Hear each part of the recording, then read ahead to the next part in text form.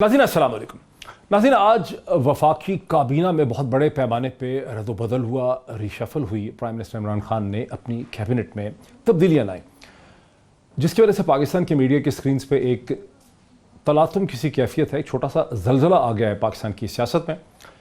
यूँ तो democratically elected governments और प्राइम मिनिस्टर्स अपनी कैबिनेट को रिशफल करते रहते हैं, डेक को रीअरेंज करते रहते हैं, लेकिन आज की जो कैबिनेट रिशफल है इसके बारे में गैर मामूली दिलचस्पी इसलिए पाई जाती है, इसको एक तलातुम के तौर पर इसलिए देखा जा रहा है कि ये उन इंक्वायरी रिपोर्ट्स के कोई 48 घंटे के बाद ये कैबिनेट रिशफल हुई है जो 2 दिन से पब्लिक किए गए थे। प्राइम मिनिस्टर ने शुगर की प्राइसेस में इजाफे के हवाले से, गंदम, वीट और फ्लोर के हवाले से जो कमेटीज़ बैठाई थी, उन कमेटीज़ की रिपोर्ट में जिस किस्म के इल्ज़ामात या जिस किस्म के इंकशाफात किए गए थे, उसके बाद से ये ऐन तवक्को थी। और ख़ुद चूँकि वज़ीर आज़म ने एक दिन पहले ट्वीट्स भी किए जिसमें उन्होंने कहा कि इससे पहले कभी ऐसी इंक्वायरी रिपोर्ट्स को पब्लिक नहीं किया गया और वो फोरेंसिक रिपोर्ट्स का इंतज़ार कर रहे हैं। लेकिन फोरेंसिक रिपोर्ट्स ने तो आना था 25 अप्रैल को। उसके बावजूद वज़ीर आज़म ने ये जो एक्शन हुआ है उसके हवाले से ये क्यों हुआ, ये भी एक सवाल है। लेकिन अब आम एक अमूमी तासुर है, चूँकि प्राइम मिनिस्टर ऑफ पाकिस्तान ने ख़ुद ट्वीट किए थे एक दिन पहले, तो एक आम तासुर यह है कि पाकिस्तान में सियासत का एक नया एरा, एक नया चैप्टर है जहाँ शफाफियत है, जहाँ ट्रांसपेरेंसी है, जहाँ सियासतदान और जो एग्जीक्यूटिव अथॉरिटी में लोग हैं वो अपने अमाल के लिए, अपने एक्शंस के लिए जो है उन्हें ज़िम्मेदार ठहराया जाएगा। क्या वाकई ये है, या prime minister of Pakistan Imran Khan ने अपने डेक में रिशफल इसलिए की है कि उन्हें एक मजबूत गिरफ्त चाहिए थी और आज वज़ीर आज़म ने लीड करके फ्रंट से एक दोबारा अपनी पार्टी के ऊपर, अपनी कैबिनेट के ऊपर, सियासी ढांचे के ऊपर अपनी गिरफ्त को मजबूत किया है। ये वो एक बुनियादी सवाल है जिसके साथ मैं मेरे साथ एक बहुत ही एक्सपीरियंस पैनल है, मुझे ज्वाइन कर सकेंगे इरशाद आरिफ साहब जो पाकिस्तान के रोज़नामा 92 के एडिटर हैं, प्रोमिनेंट पॉलिटिकल एनालिस्ट हैं। मुझे ज्वाइन कर सकेंगे मज़हर अब्बास साहब जो सीनियर पॉलिटिकल कॉलमनिस्ट हैं, तज़कियाकार हैं। मुझे ज्वाइन कर सकेंगे अकील करीम दिली साहब जो पाकिस्तान की मशहूर कारोबारी शख्सियत हैं, और डॉक्टर फ़ारूक सलीम साहब जो माहिर माशियात भी हैं और इकोनॉमिस्ट भी हैं। लेकिन सबसे पहले मैं बात करना चाहूँगा ब्यूरो चीफ़ इस्लामाबाद के साथ। सुहेल इकबाल भट्टी 92 के ब्यूरो चीफ़ इस्लामाबाद हैं। उसके बाद पैनल की तरफ चलते हैं। सुहेल इकबाल भट्टी साहब, अस्सलाम वालेकुम। वालेकुम सलाम डॉक्टर साहब। भट्टी साहब, अब से 1 घंटे से मसलसल 1 घंटे से भी ज़्यादा हो गया है ये टिकर चल रहा है, हमारे ही चैनल पे चल रहा है कि प्रिंसिपल सेक्रेटरी आज़म खान की तब्दीली का भी असूली तौर पे फैसला हो गया है। लेकिन जो लोग प्राइम मिनिस्टर हाउस में करीब हैं वज़ीर आज़म से, उनका ये कहना है कि ये बात सही नहीं है और आज़म खान दर हकीकत इस चेंज को लीड कर रहे हैं, जैसा कि जहांगीर खान तरीन साहब ने इल्ज़ाम भी लगाया। जी डॉक्टर साहब, ये मामला कुछ अर्से पहले भी मंजर-ए-आम पर आया था। पाकिस्तान तहरीक इंसाफ की सतहों से ही ये बात निकली थी कि ये एक रिफ्ट मौजूद है, और कुछ हफ्ते कबल इस हवाले से जहांगीर खान तरीन बहुत एक्टिव थे कि आजम खान को एक साइड लाइन किया जाए। मुख्तलिफ जगह से रिपोर्टर्स को सोर्सेज के जरिए से ये खबर फ्लोट भी की गई, लेकिन ये खबर हकीकत का रूप नहीं धार सकी थी। उसके बाद ये मामला दब गया था। लेकिन अब दोबारा जब बिल्कुल आज जहांगीर तरीन बिल्कुल ओपनली उन्होंने अटैक किया है वज़ीर आज़म के प्रिंसिपल सेक्रेटरी आजम खान पर, तो उसके बाद दोबारा मुख्तलिफ सर्कल से ये खबर फ्लोट हुई है कि आजम खान साहब को भी तब्दील किया जा सकता है, और कुछ सेक्रेटरी साहिबान से इस सिलसिले के अंदर राब्ता भी किया गया है। अगरचे के ऑफिशियली इस बात की ताहाल तस्दीक नहीं हो सकी, लेकिन मुख्तलिफ ज़राए से ये खबर फ्लोट हुई है, क्योंकि यही वो इशू था जो अब जहांगीर तरीन ने भी खुलकर इसका बयान किया। भट्टी साहब, क्या आज जो कुछ हुआ है, ये जो कुछ हुआ है, जो कैबिनेट की रिशफल है, ये जो तलातम है, क्या इसको ये समझा जा सकता है कि ये आजम खान साहब और उनके साथियों का ये जवाबी वार है जहांगीर खान तरीन के ग्रुप के ऊपर? देखिए, पहले तो ढकी छुपी बात थी, लेकिन आज जहांगीर तरीन ने जिस तरीके से ओपनली ये बात कह दी है, तो अब ये मामला तो बिल्कुल वाज़ेह हो चुका है कि ये रिफ्ट बहुत स्ट्रांगली कहीं मौजूद थी।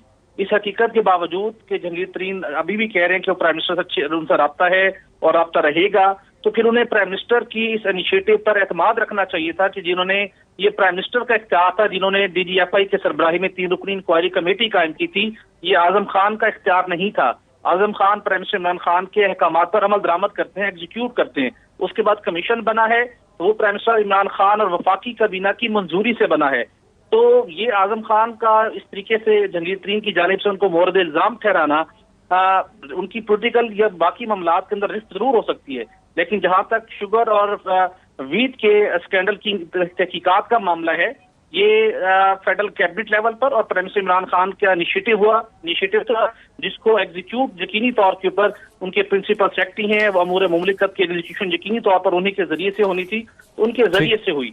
तो ये लगता है कुछ और वजूहात थी जिसकी वजह से जहांगीर खान तरीन। अच्छा भट्टी साहब, ये अब से कोई 2 घंटे पहले, भट्टी साहब अब से कोई 3 घंटे पहले डॉक्टर शहबाज गिल जो कि स्पोक्सपर्सन है प्राइम मिनिस्टर पाकिस्तान के, उन्होंने एक ट्वीट किया कि जहांगीर खान तरीन को हटा दिया गया है as chairman of the task force on agriculture in light of the findings of the sugar and wheat inquiry report.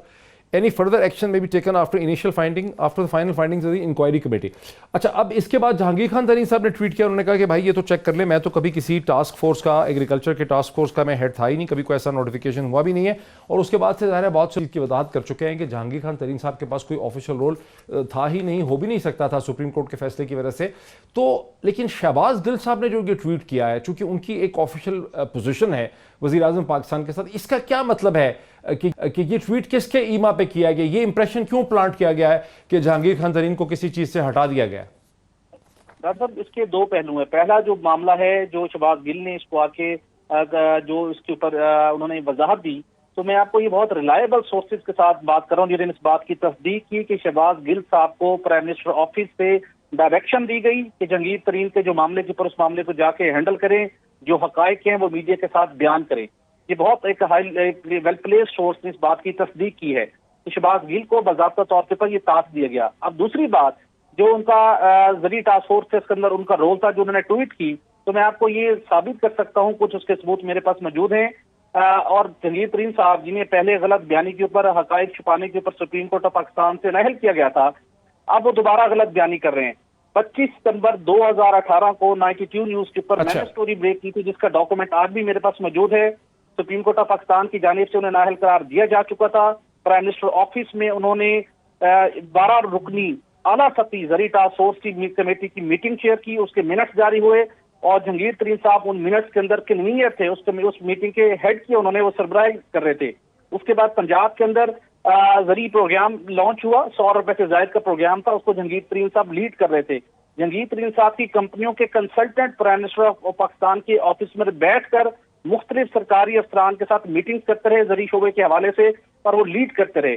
तो अब जहांगीर तरीन साहब का ये कहना है कि कोई नोटिफिकेशन नहीं है, नोटिफिकेशन अब भले ना हो, लेकिन उनको उस वक्त इतना इख्तियार दिया गया था कि सरकारी तौर के ऊपर इजलासों की सरबराही करते थे। और सिर्फ ये नहीं बल्कि ये भी हकीकत है कि जहांगीर तरीन साहब ने इसी जरी इस्लाहात के हवाले से वफाकी काबीना को प्रेजेंटेशन दी थी, जिसके ऊपर बहुत से लोगों ने एतराज भी किया था कि सुप्रीम कोर्ट ऑफ पाकिस्तान की जानिब से नाअहल करार। लेकिन भट्टी साहब, आपने जहांगीर खान तरीन साहब ने लेकिन भट्टी साहब, जहांगीर खान तरीन साहब ने एक ट्वीट भी किया जो है 4 अप्रैल का, जिसमें उन्होंने एक चार्ट साथ लगाया है, जिसमें जो स्टेट बैंक का चार्ट है सब्सिडी का, जिसमें उन्होंने बेसिकली ये दावा किया है कि जो टोटल उनकी सारी फैक्ट्रीज को 3 अरब रुपए की सब्सिडीज मिली हैं 2016, 15, 16, 17, 18 में, उसमें से 2.5 बिलियन की जो सब्सिडी है वो नवाज शरीफ साहब के ज़माने में, PMLN के ज़माने में मिली है, और बाकी जो सब्सिडी है जो ½ बिलियन या उससे कम है वो उनको मिली है 2018-19 में। तो फिर जहांगीर खान तरीन इसमें कहाँ कोई बहुत बड़े फ़ायदा लेते नजर आ रहे हैं? देखिए, जो सब्सिडी का मामला है इसके 2 पहलू है। एक मामला है चीनी की कीमत में इजाफा, चीनी महंगी क्यों हुई। दूसरा मामला इस इंक्वायरी एक रिपोर्ट के बाद सब्सिडी लेने का सामने आ गया, जो सबको, पब्लिक को, व्यूअर्स को, अपोजिशन को उसने ये अट्रैक्ट किया कि उन्होंने सब्सिडी के पॉइंट को पकड़ा। देखिए, अल्टीमेटली वफाकी या प्रोविंशियल कैबिनेट ने उसकी अप्रूवल दी और उसके बाद वो सब्सिडी मिलनी थी। अब जहांगीर खान तरीन इसलिए अंडर डिस्कशन आ रहे हैं सब्सिडी की पॉइंट ऑफ व्यू से कि उनकी जो शुगर मिल्स हैं, जो उनके यूनिट्स हैं, उनके जो 5 यूनिट्स हैं, उनकी प्रोडक्शन कैपेसिटी पाकिस्तान की दीगर मिलों के मुकाबले में सबसे ज्यादा है। दूसरे लफ्जों में जहांगीर खान तरीन की शुगर मिल पाकिस्तान में एवरेज देखी जाए तो सबसे ज्यादा उनका ग्रुप चीनी पैदा करने की सलाहियत रखता है। यही वजह कि उनका फिर क्वांटम सब्सिडी का ज्यादा बनता है। सही है, समझ गया। भट्टी साहब बहुत शुक्रिया। अकील करीम साहब, ये प्राइम मिनिस्टर ऑफ पाकिस्तान ने जो कुछ एक्शंस किए हैं कैबिनेट की रिशफल के, یہ اس کو ہم سمجھ سکتے ہیں کہ یہ شوگر اور جو رپورٹ آئی ہے شوگر کی اور فلور کی، یہ اسی کے روشنی میں ہم اس کو سمجھ سکتے ہیں، یا پرائم منسٹر نے یہ اپنا ڈیک سیدھا کرنا تھا، جس کو ڈیک کی ریشفل کہتے ہیں، کہ انہوں نے در حقیقت کی کیبنٹ کی ریشفل مختلف وجوہات سے کرنی تھی، انہوں نے وہ کی ہے، اور اس میں انکوائری رپورٹس اس کے ساتھ فٹ ہو گئی ہے پولیٹیکلی؟ دیکھیں میں آپ کو ایک بات بتاؤں، پاکستان میں جو بھی جی آئی ٹی بنے گی یا جو بھی رپورٹ بنائی جائے گی 99% وہ اگینسٹ ہوگی، کیونکہ پاکستان میں کبھی قانون کی پاسداری ہوتی نہیں ہے۔ مجھے صرف یہ بتا دے کہ جہانگیر ترین شوگر میں سب سے بڑا ہے، اس کو کیا عمران خان کی گورنمنٹ نے سبسڈی دی ہے؟ اگر عمران خان کی گورنمنٹ نے نہیں دی ہے اور پچھلی گورنمنٹ نے دی ہے اور سب کو یہ سبسڈی ملی ہے، تو ای سی سی وغیرہ کو بھی چیک کرو، انہوں نے اپروول بھی دیے۔ اگر اپروول دیے تو آج یہ اسکینڈل کیوں بن رہا ہے بھائی؟ اور چینی کون سی مہنگی ہو گئی ہے؟ مجھے ایک بات بتا دو، 75 روپے کی چینی ہے، 12 روپے کا ٹیکس نکال دو، کیا 63 روپیز رہ گیا؟ 63 روپیز 2011 میں بھی چینی 53 روپے تھی جب ٹیکس بھی نہیں تھا۔ مجھے صرف سمجھ میں یہ نہیں آ رہی ہے کہ جو گنا 140 روپے من بکتا تھا، اس دفعہ 300 روپے من بکا ہے، تو یہ تو فارورڈ اس کا بینیفیشری ہے۔ میرا خیال ہے ہمارے ملک میں ہمیں کبھی کوئی اچھا نہیں لگتا نا، تو پھر ہم اس کے خلاف کیچڑ اچھالنا شروع کر دیتے ہیں۔ بھائی اس پہ اسکینڈل کہاں سے ہو گیا بھائی؟ اگر اس نے سبسڈی لی ہے تو کیا ڈکیتی کی ہے، کوئی چوری کی ہے؟ وہ بھائی آپ لوگوں نے خود سبسڈی پاس کیوں کی ہے بھائی؟ اگر غلط کیے تو ان کو پکڑو نا جنہوں نے یہ سبسڈی دی ہے۔ لیکن عقیل کریم دیدی صاحب ظاہر ہے کہ چونکہ آپ بزنس کے معاملات کو، فائنینس کے معاملات کو آپ کا بڑا عبور ہے، آپ اس کو بہت اچھی طرح سے سمجھتے ہیں، بڑی ایک کلیئرٹی ہے آپ کے مائنڈ میں، اسی لیے میں آپ کی طرف آیا ہوں یہ سوال لے کے کسی اور کی طرف جانے سے پہلے۔ ایک الزام جو ہے کچھ لوگ جو یعنی پرائم منسٹر کے قریب ہیں یا جہانگیر خان ترین صاحب کے مخالف ہیں، ان کا یہ الزام ہے کہ پرائم منسٹر کو یہ مشورہ بہت مہینے پہلے کہ شوگر کی ایکسپورٹ ہونے دیں، در حقیقت جہانگیر خان ترین صاحب نے دیا تھا، تو اس لیے یہ سمجھا جا رہا ہے کہ اس ایکسپورٹ سے ان کو فائدہ ہوا ہے۔ وہ فائدہ کتنا ہوا ہے میں وہ سمجھنا چاہتا ہوں۔ بتاتا ہوں، دیکھیں آپ شوگر کی ایکسپورٹ کر رہے تھے، پاکستان میں شوگر سرپلس، آج بھی شارٹیج نہیں ہے۔ آج بر اس لیے گئی کہ گنا مہنگا ہے، اب جو نئی آئے گی چینی وہ مہنگی ہوگی نا، تو لوگوں کو تو اندازہ تو ہو جاتا ہے۔ ایک طرف آپ اتنا بڑا ڈیویلیویشن کرتے، تو کیا ڈیویلیویشن کرنے کے بعد کیا آپ ایکسپیکٹ کرتے کہ چینی سستی ملے گی؟ آپ ڈیویلیویشن کے بعد کوئی بھی چیز آپ امپورٹ کریں اس کی پرائس بڑھ جاتی ہے۔ میرا خیال ہے ہمیں یہ نچی گتی میں نہیں جانا چاہیے۔ کاروبار میں یہ سبسڈی ہے کتنی؟ پاکستان میں اور ایریاز پہ جائے نا، سب پہ بنائے ٹیکس انکوائری کمیشن، وہ لوگوں کی چیخیں نکل جائے گی اتنی زیادہ سبسڈی دیتے ہیں۔ یہ تو پتہ ہی نہیں ہے عوام کو۔ یہاں تو ہر سیکٹر کی آپ انویسٹیگیشن رپورٹ بناؤ، سارے ہی اندر چلے جائیں گے۔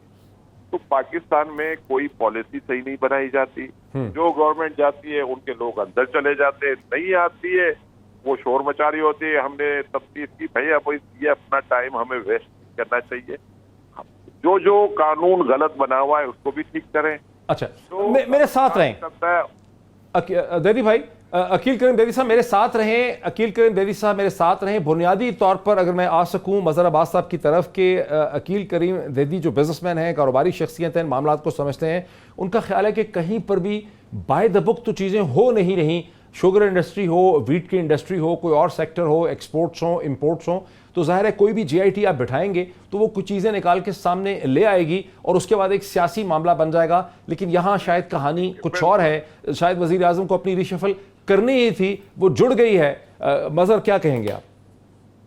شکریہ محیط۔ دیکھیے اس میں بنیادی چیز کیا ہے؟ انکوائری میں نے تو آرڈر نہیں کی، انکوائری پرائم منسٹر نے آرڈر کی، فیڈرل کیبنٹ نے اس کا فیصلہ کیا، انہوں نے آرڈر کی۔ انکوائری کیوں آرڈر کی گئی؟ اس لیے کہ کرائسس کھڑا ہوا تھا، پرائم منسٹر نے خود جو ہے براہ راست یہ بات کی تھی کہ ہم اس کے ذمہ دار ہیں، یہ آن ریکارڈ چیزیں ہیں، اس کی بنیاد پہ انکوائری آرڈر ہوئی ہے۔ دیکھیے پرابلم کہاں آ رہی ہے؟ بات ٹھیک ہوگی بالکل کہ جی امپورٹ اور ایکسپورٹ اور ادھر نہیں ہوگا۔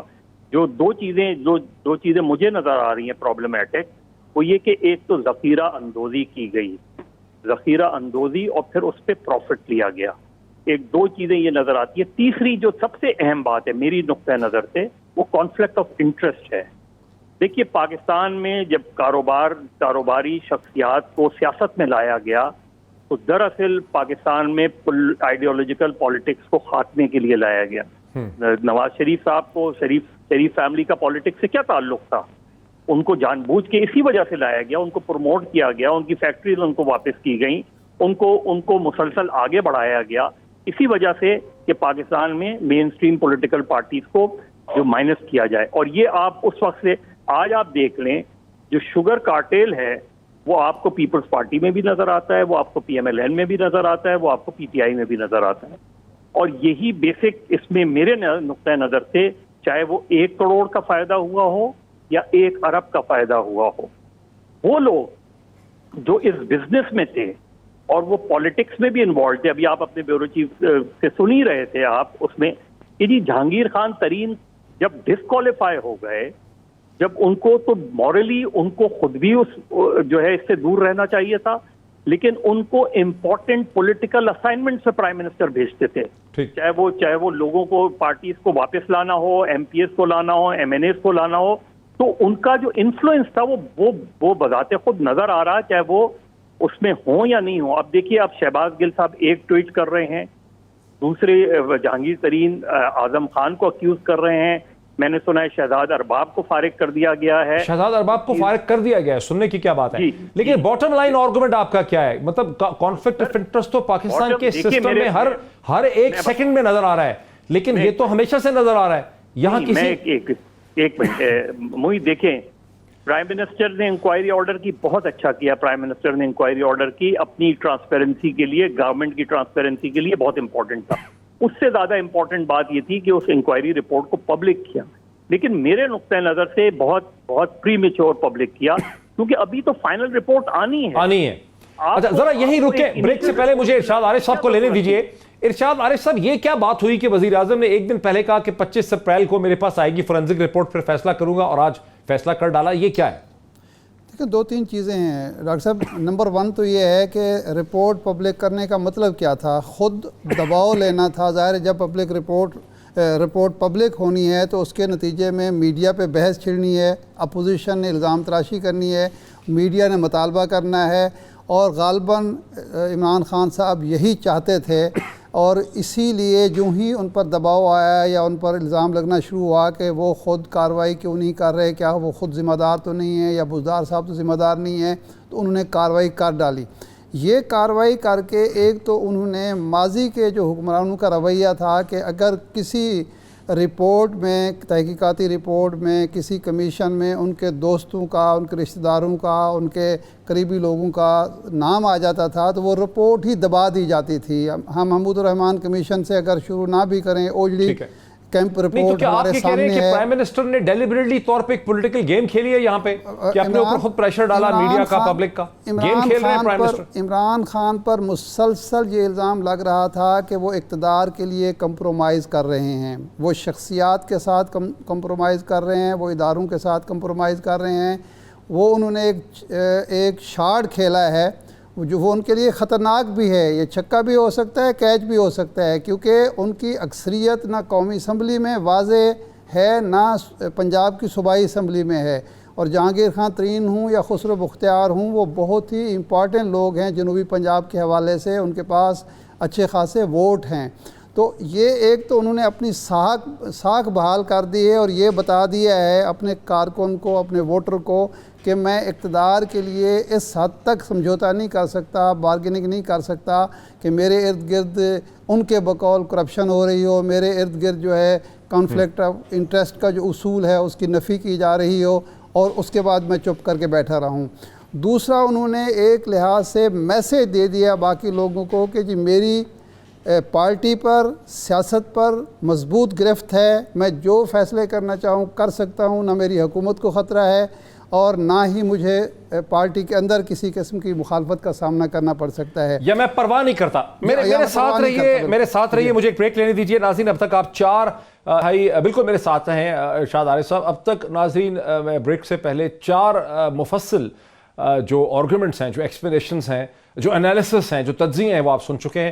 ابھی تک میں بات نہیں کر سکا اکنامک کامنٹیٹر جناب ڈاکٹر فاروق سلیم صاحب سے. ایک بریک لیتے ہیں اور ڈاکٹر فاروق سلیم صاحب سے سمجھتے ہیں کہ وہ اس پورے کہانی کو, یہ پوری جو ریشفل ہے, اسے کیسے دیکھتے ہیں. After the break. ناظرین ویلکم بیک. ناظرین میں چلتا ہوں ڈاکٹر فاروق سلیم صاحب کی طرف, جو کہ پولیٹیکل اکانومی کے کامنٹیٹر ہیں.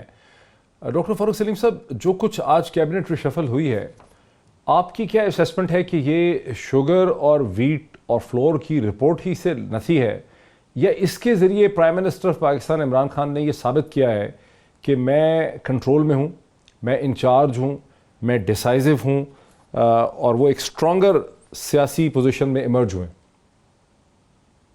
ڈاکٹر صاحب 2 سوال آپ نے کیے. پہلا سوال جو ہے ریشفل کے حوالے سے, وہ تو میں خود نہیں سمجھ پا رہا ہوں کہ یہ ریشفل جو کابینہ کے اندر ہم ریشفل کہتے ہیں, اس کا گول کیا ہوتا ہے. عمل ہم سمجھ گئے ہیں کہ ایک وزیر سے ایک وزارت کا قلمدان لے لیا جاتا ہے, اس کو دوسری وزارت کا قلمدان دے دیا جاتا ہے. اب گول کیا ہے؟ اگر ایک وزیر ایک وزارت میں کارکردگی اس کی جو ہے وہ سیٹسفیکٹری نہیں ہے, تو پھر اس کو ایک وزارت سے اٹھا کے دوسری وزارت میں کیوں لے جایا جاتا ہے؟ اگر ایک میں آپ کو سیٹسفیکشن نہیں ہو رہی, تو کیا آپ اس امید میں ہے کہ وہ دوسری وزارت میں جا کے کوئی ٹھیک کام کرنے لگے گا؟ تو اس کا گول مجھے سمجھ میں نہیں آتا. یا تو ایک وزیر کو ہٹا دیا جائے, اس کی جگہ کوئی نیا شخص لایا جائے اور کہا جائے کہ جی ہم پہلے وزیر سے جو ہے وہ سیٹسفیکٹری کارکردگی ان کی نظر نہیں آ رہی تھی, اس لیے ہم نے اس کی وزارت لے لی ہے اور کسی اور کو دے دی ہے. اب آپ نے جو سوال کیا چینی کی رپورٹ کے حوالے سے, دیکھیے 3 چیزیں ہمیں اس چینی کی رپورٹ میں بتائی گئی ہیں. پہلی تو یہ کہ سبسڈی دی گئی, کتنی دی گئی, کس نے وصول کی, اور جو ایکسپورٹ ہوئی چینی اس کا اثر مقامی قیمتوں پہ کیا ہوا. یہ 3 چیزیں ہیں. رپورٹ ڈاکٹر صاحب مجھے بڑی پسند آئی, بہت اچھی لکھی گئی ہے, ریلیونٹ ڈیٹا ہے اس میں, کوریلیشن انالیسز وغیرہ بہت عمدہ کیے گئے ہیں. لیکن سوال یہ اٹھتا ہے کہ کیا قانون کے تحت سبسڈی لینا کوئی غیر قانونی کام ہے؟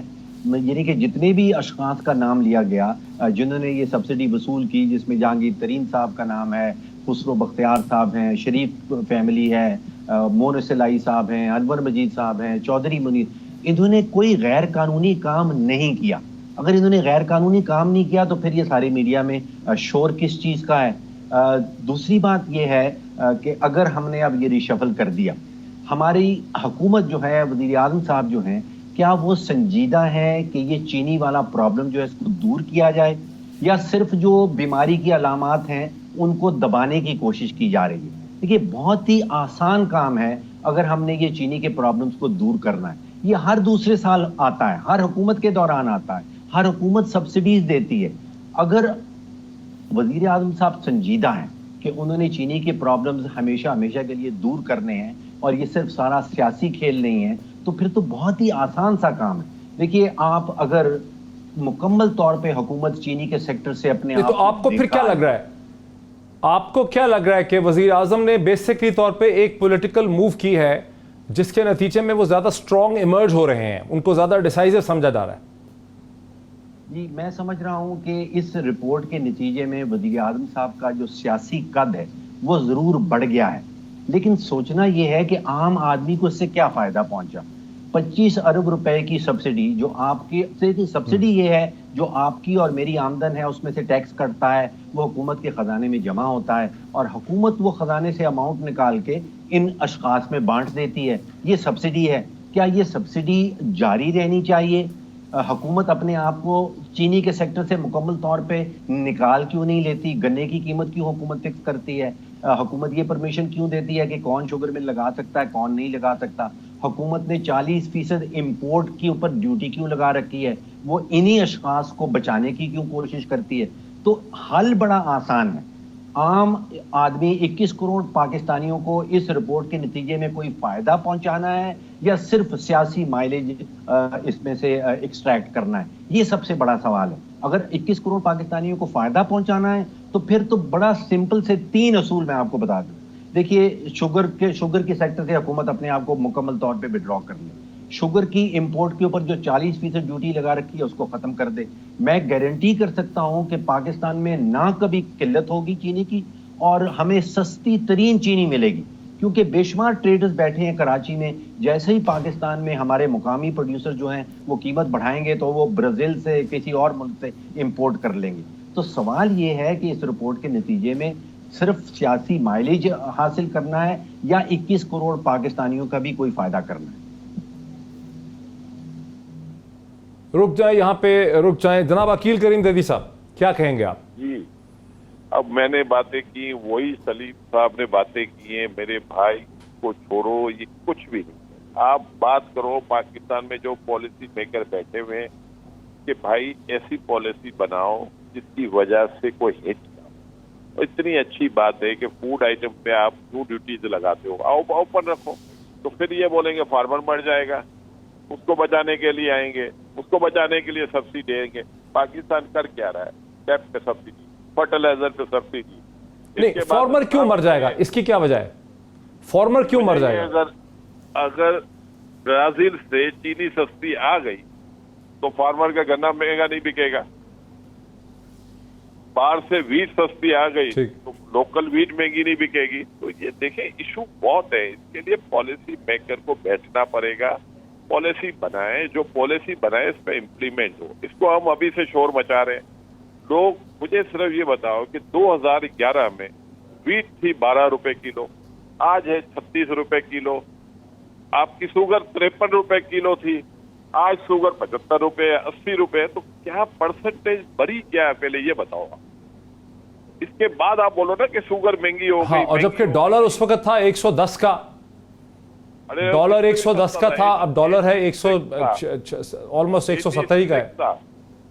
میں کہتا ہوں اس کو بھی چھوڑ دو آپ، ویٹ ہے نا اس کا اسکینڈل نہیں ہونا چاہیے، کیونکہ سب سے زیادہ ویٹ کھائی جاتی ہے۔ چینی کون سی کھائی جاتی ہے؟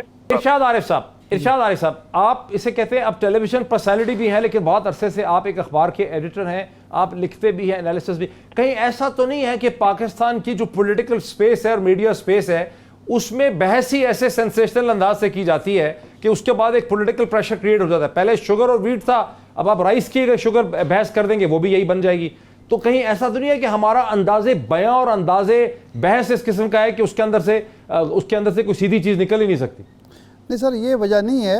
اچانک مارکیٹ میں چینی مہنگی ہوئی، آٹا مہنگا ہوا، بلکہ آٹا غائب ہو گیا۔ بحران تو پیدا ہوا، اس میں کوئی شک نہیں۔ جہاں تک یہ بات ہو رہی ہے سبسڈی کی، پہلی چیز یہ ہے کہ یہ سبسڈیز کیوں دینی پڑتی ہیں؟ اس لیے دینی پڑتی ہیں کہ آپ کی جو پروڈکشن کی جو لاگت ہے، پیداواری لاگت ہے، بجلی مہنگی ہونے کی وجہ سے، ٹیکسز کی وجہ سے وہ اتنا زیادہ ہے کہ آپ کی بہت ساری جو کموڈیٹیز ہیں وہ انٹرنیشنل مارکیٹ میں مقابلہ ہی نہیں کر پاتی، اور آپ کو ڈالرز کی ضرورت ہوتی ہے۔ ایکسپورٹ کرنا زیادہ مہنگی ہے، ایکسپورٹ کرنا صرف ایسے نہیں ہے کہ جی کسی کو فائدہ پہنچانے کے لیے ایکسپورٹ۔ یہ مجھے جو یاد آتا ہے، یہ ایکسپورٹ کرنے کی ایک وجہ یہ بھی ہوئی کہ سٹاک موجود تھا، یعنی مل اونرز کے پاس سٹاک موجود تھا، نئی فصل آنے والی تھی۔ مل اونرز نے کہا کہ اگر ہمارا یہ سٹاک نہیں نکلتا تو ہم نئی کرشنگ نہیں شروع کر سکتے، ہم کاشتکار کو پیسے نہیں دے سکتے۔ یہ جو بات عقیل کریم ڈیڈی صاحب کہہ رہے ہیں وہ ہے اصل چیز۔ آپ یہ کہہ رہے ہیں کہ ایک لاجیکل جسٹیفیکیشن کرتی تھی ایکسپورٹ کرنے کے لیے کہ ہمارے پاس سٹاک موجود ہے، یہ اگر ہم نے نہیں نکالنا ایکسپورٹ کرنے کے لیے۔ ایک بات، ایک وفاقی وزیر کی اور ان کی فیملی کا کانفلکٹ آف انٹرسٹ نظر آ رہا ہے پورے اس کے اندر۔ میری بات سن لیں نا، ایک تو ایکسپورٹ کی وجہ یہ تھی کہ اگر وہ ایکسپورٹ نہ ہوتی اور آپ کو ڈالر نہ ملتے تو نتیجے میں جو کسان تھا اس کی فصل کھڑی رہتی یا وہ جلا دیتا اس کو، کیونکہ اس نے گندم کاشت کرنی ہوتی ہے، اس پہ اوپر پریشر ہوتا ہے کہ اگر اس کی گنا جلدی نہ بکا، جلدی نہ کٹا تو اس کے بعد وہ اگلی فصل کاشت نہیں کر سکتا۔ یہ ایک حقیقت ہے۔ دوسرا جہاں تک تعلق ہے کہ اس معاملے میں واقعتاً اگر وہ ایکسپورٹ ہوئی ہے اور اس پر سبسڈی ملی ہے تو یہ کوئی جرم نہیں ہے، لیکن اگر ایکسپورٹ نہیں ہوئی پھر بھی سبسڈی لی گئی، ریبیٹ لی گئی، یہ جرم ہے۔ پھر ایک بات دوسرا یہ ہے کہ ایکسپورٹ پھر تو جرم ہے۔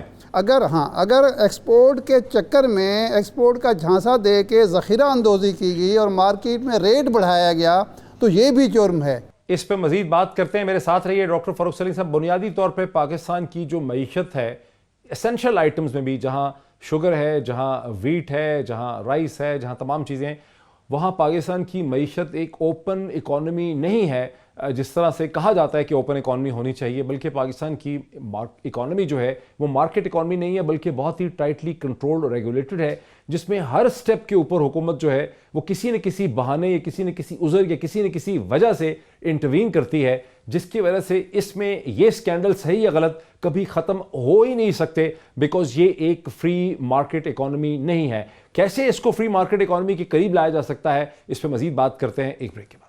नाज़रीन वेलकम है। नाज़रीन, डॉक्टर फ़ारूक सलीम साहब ने जहाँ बात को छोड़ा वहीं से बात को आगे बढ़ाते हैं। बुनियादी तौर पे पाकिस्तान की मईशत जो है वो एक आज़ाद फ्री मईशत नहीं है। ये एक ऐसी मईशत है जिसको हुकूमत जगह जगह मुख्तलिफ वजूहात की वजह से कंट्रोल करती है, रेगुलेट करती है, और चूँकि यहाँ पर बिजली की वजह से पानी की, और फिर उसके बाद टैक्सेस की वजह से कीमतें बहुत ज़्यादा हैं। इंटरनेशनल प्राइसेस अक्सर पाकिस्तान की कमोडिटी प्राइसेस से कम होती हैं, चूँकि ये डिस्टॉर्शन है पाकिस्तान की मार्केट में, इसलिए पाकिस्तान में कोई कुदरती डिमांड एंड सप्लाई के दरमियान कोई रिलेशनशिप नहीं है। जब डिमांड एंड सप्लाई में रिलेशनशिप नहीं है तो फिर स्कैंडल खड़े होते हैं, जहाँ पर कुछ लोग पैसा भी बनाते हैं, हुकूमतें भी उसमें बेवकूफ़ियाँ या करप्शन करती हैं। यहीं से बात को आगे बढ़ाते हैं।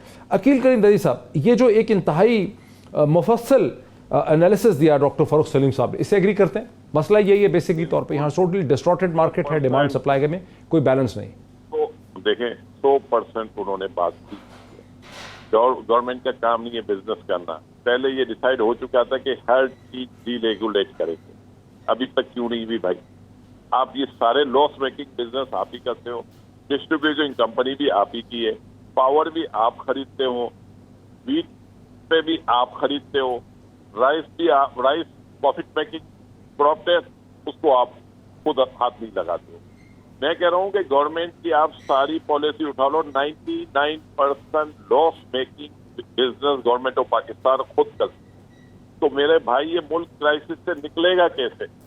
आप मुझे बताएं क्यों राइस सबसे ज्यादा होता है, $2.5 बिलियन का एक्सपोर्ट होता है, और उसकी क्रॉप की प्राइस भी अच्छी मिलती है, वो गवर्नमेंट के पास नहीं है।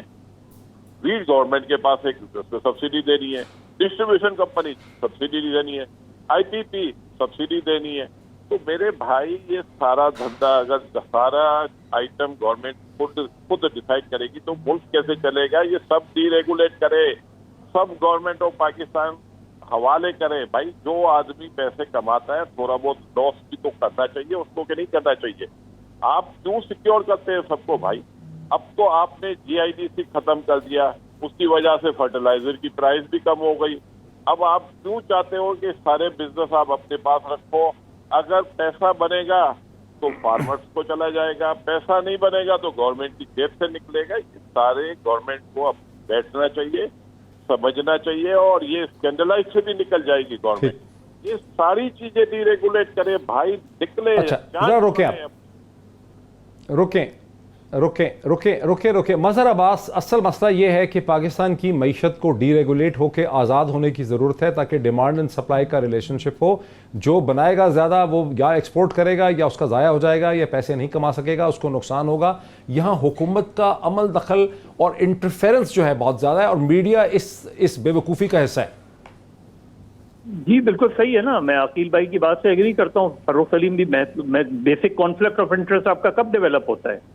जब गवर्नमेंट खुद ये फैसले करने शुरू करती है, गवर्नमेंट का खुद इंटरेस्ट उसमें डेवलप। आप मुझे बताएं कि अगर मेरी फैक्ट्री है, मेरी फैक्ट्रीज हैं, और मैं उस गवर्नमेंट का हिस्सा हूं, और फिर उसी चीज की प्राइस जो है वो डिसाइड होती है, ऊपर जाती है, मुझे प्रॉफिट हासिल होता है उसके नतीजे में, तो मेरा कॉन्फ्लिक्ट ऑफ इंटरेस्ट बनता है या नहीं बनता? यही बुनियादी फ्लॉज हैं। देखिए, आप पिछले 30-35 साल की पॉलिटिक्स उठा लें, या आप और शुगर माफिया को उठा लें, चाहे वो PMLN हो, चाहे वो पीपल्स पार्टी हो, चाहे अब PTI हो, आप उठा लें। जब शुगर का मसला आता है तो शरीफ की फैक्ट्रीज को फायदा होता है, जब पीपल्स पार्टी का दौर आता है तो ओमनी ग्रुप को फायदा होता है, और जब अब PTI का दौर वो आया है तो उंगलियां कहाँ उठ रही हैं? खुसरो बख्तियार पे उठ रही हैं, जहांगीर खान तरीन पे। दूसरी बात, जहांगीर खान तरीन इमरान खान के लिए लायबिलिटी क्यों बनते जा रहे हैं? क्या 2013 के इलेक्शंस में, पार्टी के इलेक्शंस के बाद इन पर इल्जाम नहीं लगा था कि इन्होंने रिगिंग की है? जस्टिस वजीउद्दीन फारिग हो गए, तस्नीम नूरानी फारिग हो गए, फिर डिस्क्वालीफाई कर दिया सुप्रीम कोर्ट ने, उसके बावजूद भी वो पार्टी का हिस्सा बने रहे, اس کے باوجود بھی وہ پالیسی ڈیسیجنز کر رہے ہیں. تو آخر ایسی کیا بات ہے کہ عمران خان جہانگیر خان ترین سے پیچھا نہیں چھوڑا سکتے؟ اچھا ارشاد عارف صاحب، آپ کا کیا خیال ہے کہ اس کے بعد یہ جو فیصلے آج وزیر اعظم نے اٹھا لیے ہیں، اس کے بعد اب وزیر اعظم کی آگے کی جو پولیٹیکل جرنی ہے وہ بڑی آسان ہو گئی ہے، یا یہ صرف 4 دن کی چاندنی اور پھر اندھیری رات؟ اس سے پہلے میں یہ جو بات ہو رہی ہے نا جی کہ یہ سبسڈی اور پرائس کنٹرول کا معاملہ ہے، دیکھیں ایک پرابلم ہے ہمارے ہاں کہ ہمارے ہاں جو مونوپلی کمیشن ہے وہ بالکل بے اختیار ہے، اس کے پاس نہ کوئی اختیار ہے نہ اس کی کوئی سنتا ہے. اگر یہ یہاں مونوپلی کا امکان نہ competition who, commission of Pakistan کی بات کر رہے ہیں، جی ہاں، اگر یہاں مناپلی کا خطرہ نہ ہو، یہ خطرہ نہ ہو کہ جی مختلف کارٹل جو ہیں وہ عام آدمی کی فوڈ سیکیورٹی کو خطرے میں ڈال دیں گے، تو پھر میرے خیال میں اس میں کوئی قباحت نہیں ہے کہ بالکل آزاد معیشت ہونی چاہیے. لیکن ہوتا کیا ہے کہ وہ جو فارمر ہے اس کے حقوق کا تحفظ کرنے والا کوئی ہے ہی نہیں، اور پھر جب یہ بحران پیدا ہوتا ہے تو جس عام آدمی کی ہم بات کر رہے ہیں وہ پس جاتا ہے. آٹا، کبھی آٹا نہیں مل رہا، کبھی چاول نہیں مل رہا، کبھی گھی نہیں مل رہا، کبھی چینی نہیں مل رہی.